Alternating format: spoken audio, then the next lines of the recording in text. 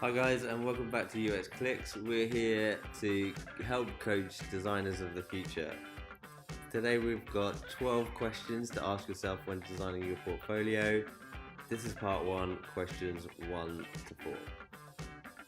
First question, how do I get started? Get inspired, find out what the best in the business are doing. There's so much great work out there, and with just a few clicks away you can find some really exciting stuff. A great place to start is to check out websites of creative agencies. Why? Because clients will come to them with the expectations of getting the solutions that is most innovative and most amazing. So creative agencies will spend a lot of time doing blue sky thinking and delivering something that has never been done before.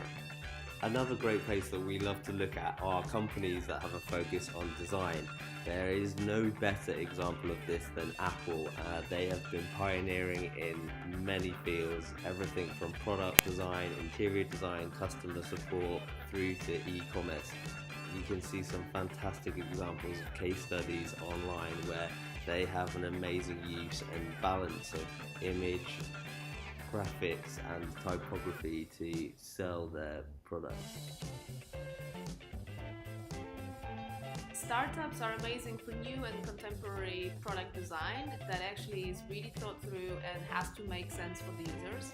They are also an amazing example of how to best sell yourself online, only because they always have to look and aim at new users as well as potential investors.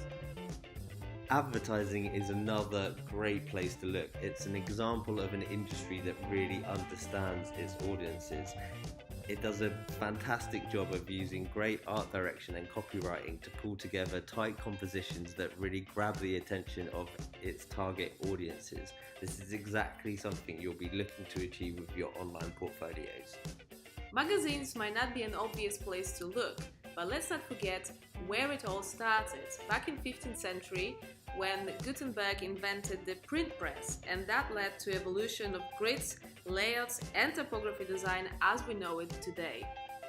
There are literally hundreds of thousands of years of knowledge contained in books. You can learn about the pioneers and history of design. Many of today's industry leaders are even publishing their own books. There are books focused on all types of subject matter, from research, mobile design, responsive web design, form design, typography, composition, you name it, you'll be able to find a book to help you with your latest challenge. Question number 2. Who is my user? It's such an important question and something that's so often overlooked when we come to designing our portfolio. You really want to think about who is it that's coming to visit my work, what is it they need, what's their kind of day-to-day life, and what are the biggest challenges and problems that they have. Here's a selection of potential users of your UX portfolio. First up are recruiters. Those guys are super busy because market at the minute is incredibly competitive, so they're looking at hundreds of portfolios every day. Now your job is to make their life easier. So make sure it's easy to navigate around your site, you highlight all of the important keywords, make sure your website works on different devices because they might be checking it on the go, and you definitely don't want to have any broken links because that might mean your portfolio is not getting sent to the client. Next up are UX designers, people like ourselves. It's likely that if we are asked to help with hiring another member of the team, this is going to be an additional add-on to the many tasks we have to do for the day. So when we look at a portfolio, we will be tight on time. When we're looking at those things, we'll be looking to see someone's process, looking at the layout of the page, trying to see if they have a clear understanding of design and whether they're a good fit for the team. And now, depending on the level of seniority, we'll be digging deep into looking at their problem-solving examples of research, information architecture, interaction design, and business understanding. Lastly, we should consider hiring managers. Often, it's someone within the business who doesn't have design background. So things they'll be looking for in your portfolio will be, for example, outcomes of your previous projects, understanding of business goals, your list of clients, education, and your career development. Question number 3. Who am I? Describe yourself. Be specific about who you want to be, where you've come from, and talk about what it is that makes you unique. Here are some great examples of UX portfolios where designers clearly describe themselves. Andreas here says that he is a problem solver and also adds some interesting information about his background. Hannah clearly states who she is and what title she has, and also who she works for.